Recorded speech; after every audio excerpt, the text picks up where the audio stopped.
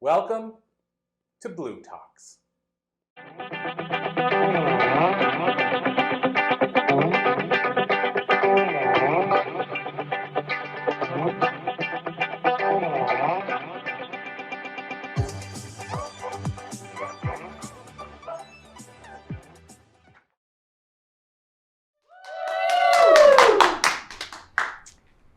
Scared, lost, alone, insecure, doubtful, not in a good place. This is how I grew up. This is how I felt. And the word that plagued me throughout my entire childhood and into my adulthood was the word can't. And it kept coming up in so many ways. You know, I can't have children. I can't do all of the things I want to do. Well, that was the story that was playing out in my head. Because in reality, I can do anything I set my mind to. And so can you. It's about that story that you tell yourself. And I invite you to tell yourself a story that you can truly experience the way you want to experience it. You know, when I was little and I had all these kids at school and I wasn't popular. Well, maybe I didn't want to be, right? I was bullied at times, but I liked the attention. So maybe I wanted to be. I went through life thinking that no one would ever help me. I was alone. I was lost. And if I needed help, there was nobody to help me. But the interesting thing was I didn't realize that I was the one that was helping everybody else. So of course, they're not going to help me because they don't know how, right? And let's talk about how and why. Those are two huge words that we get stuck in. How do I do that? Why does this have to happen to me? I remember when my daughter was born, about 26 years ago, and she was born with a disability. And the very first thing that came through my head was, why did this have to happen to me? Why do I deserve this? I didn't do anything to ask for a daughter with a disability. But you see, she was my gift from God. She chose me to be her mother. And he said, you know what, Susan, you can do anything. You haven't learned that lesson yet. You keep saying you can't. You keep saying you're not good enough. You're not worthy. You were born worthy. You were born good enough. And so was everybody in this room. Each and every one of you were born for a reason. You were born with a purpose. And your job is to figure out what that purpose is. So what do you truly like doing? What are you great at? Have fun with it. I always say you can do anything you set your mind to, right? Anything you can set your mind to. So I want you all to repeat after me. Yes, I can. Yes, I can. Because yes, I am. Yes, I am. So when we have those powerful statements, yes, I can, yes, I am, you have to look at what do you want, right? So you go through a list of all the things that you can do, all the things that you are good at, and the things that you can't do, that you don't want to do, that you don't like doing, you get somebody else to do those for you, right? Me and tech, we'll never be best friends, but I have lots of people in my circle that can do tech for me. So I understand that, yes, I can do all of these things and I'm great at them and I'm supposed to do those. Then I have to make a list of what will I do? What are the things that you will do on a daily, on a weekly, on a monthly basis to achieve the goals that you want, to have the life that you want, to create those experiences that you want to have, the story that you want to live in, the story you want to experience. And it's not, hard things. Recently, I had this chair in my living room and my chair faced my TV. My fireplace was on a side. That was my comfy chair.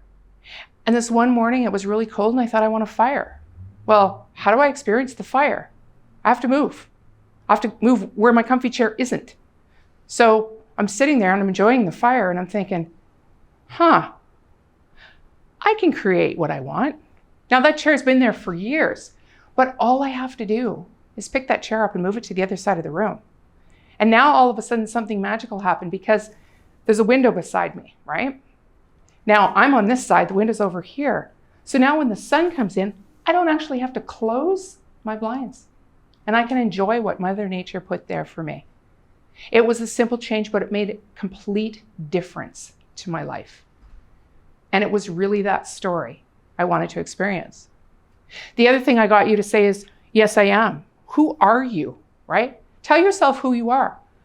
I am a powerful woman, and I stand in the power of my story. I speak my truth, and I invite you all to do the same. You see, if your story could change the life of one person, just one, it's worth sharing. But if you're not sharing it, you're keeping yourself hidden. You're keeping yourself behind closed doors. So I want to know what the story is you're telling yourself as to why you're not getting up there to speak.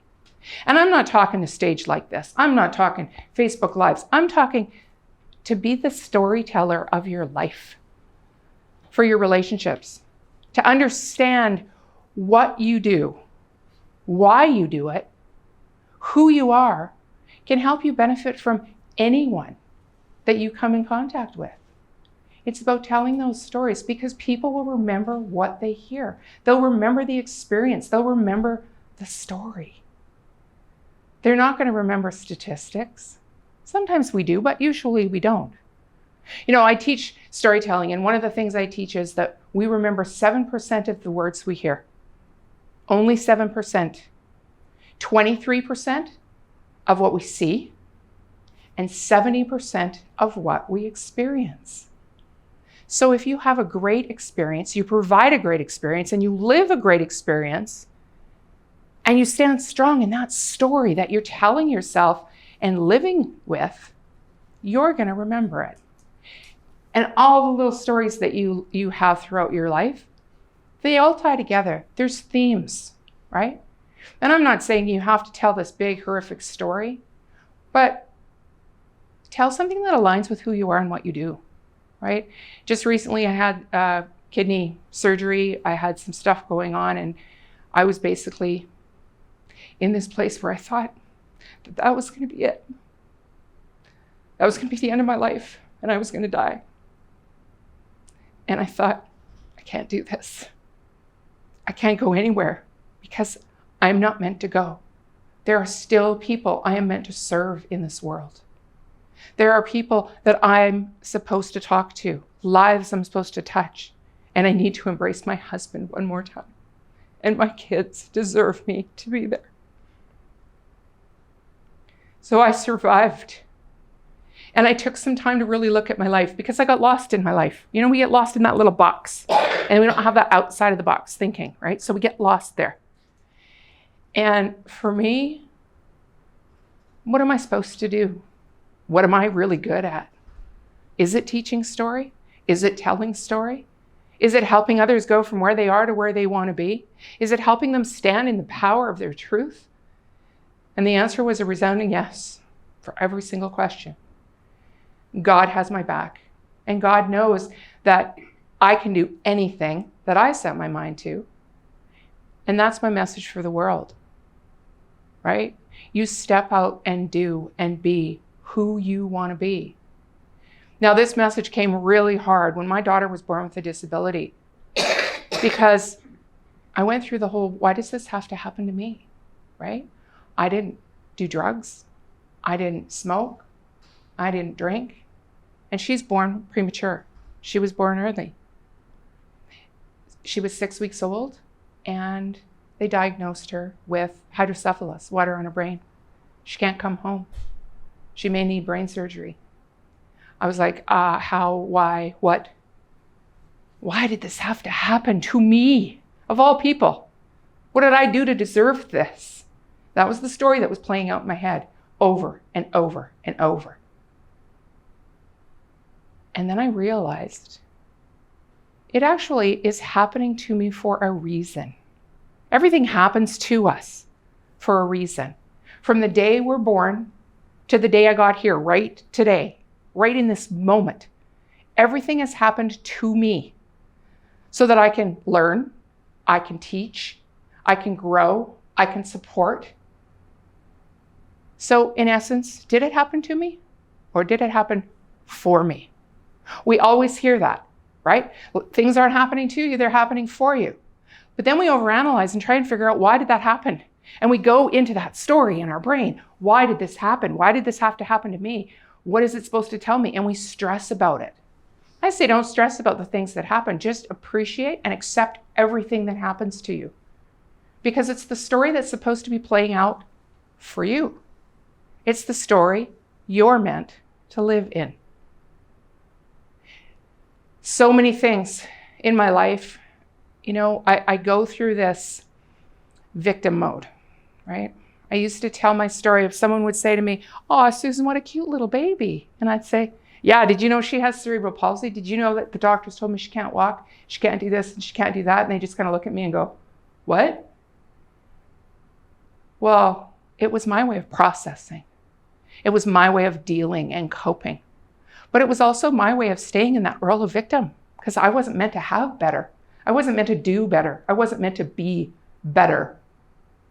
Now, I've learned as I've taught, as I've spoken, as I've become the best mother that they will ever have.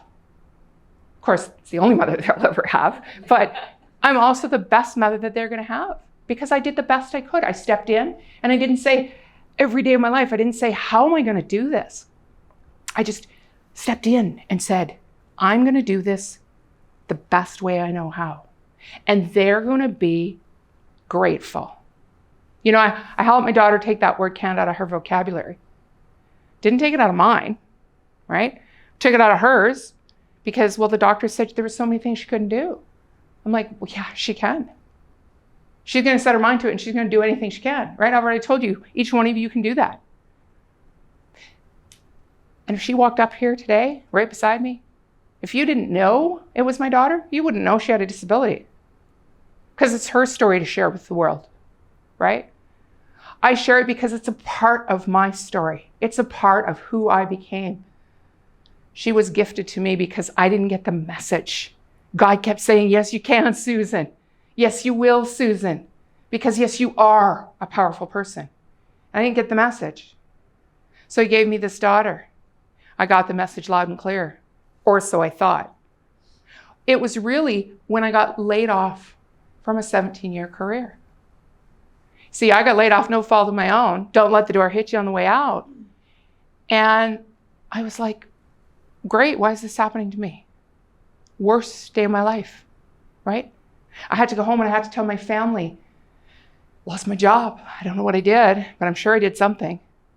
And in retrospect, as I look back, I know what I did wrong. I asked for more money. I asked for recognition. I asked for what I deserved. And they said, well, sorry, we're going to have to let you go. God helped me with that plan because I wasn't meant to stay there. I was meant to leave and experience not the worst day of my life, but the best day of my life. Because that was the day that I said, I can do. I can do. At the time, I didn't know what I was going to do, but I knew I was good at speaking. I knew I was good at telling story. I mean, I used to talk a lot when I was little and no one ever listened to me, right? But I talked, I spoke, and I knew that I was a good storyteller. So I thought, what do? I know. I'm going to step into it. And when I saw a woman on stage at one of the conferences that I was at to become an entrepreneur, right? I didn't know what that was, really. I didn't know how to spell entrepreneur, right? But I stepped into it because I knew that I wanted to help others in this world. I knew that that was my purpose, and I knew that that's where I was supposed to be. And so when she said, if I can do this, you can do this. I'm like, yes, that's what I'm going to do. Now, I didn't know what she was doing, and I didn't know how I was going to do it. But if she can do it, I can do it. And that's where I stand. I can do it. You can do it. We're all born natural storytellers. We lose that ability. We go to school and we lose that ability because we stand up there and we're being judged by all our friends. We know that we're being judged by them because we judged them when they were up there.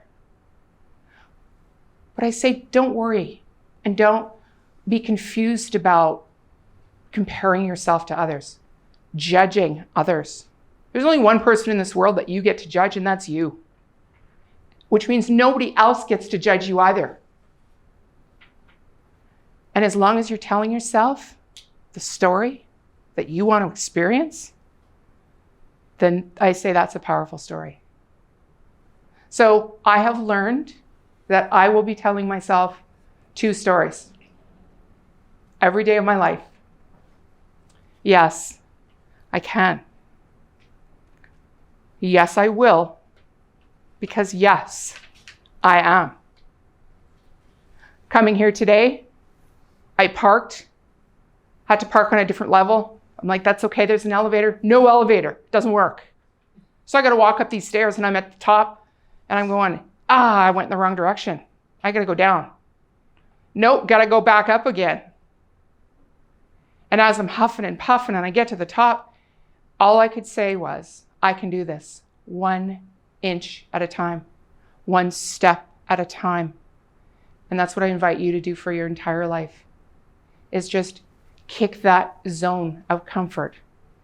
Step 1 step out, baby step, 1 inch, 1 millimeter. Just step outside of it. Because that's where you're meant to be. If you stay in your comfort zone your entire life, you're going to lose the ability to experience life the way you truly want. Because things happen when you step outside of your comfort zone. And if you know you're only stepping out 1 inch, you move the zone. And then you keep stepping forward just a little bit, 1 piece at a time. Those simple changes, those simple things that will make all the difference in your life. So I remind you to think about, what do you want in your life? Who are you? What will you do to get to what you want? And what can you do? Because that is your superpower, and that's what you're meant to do.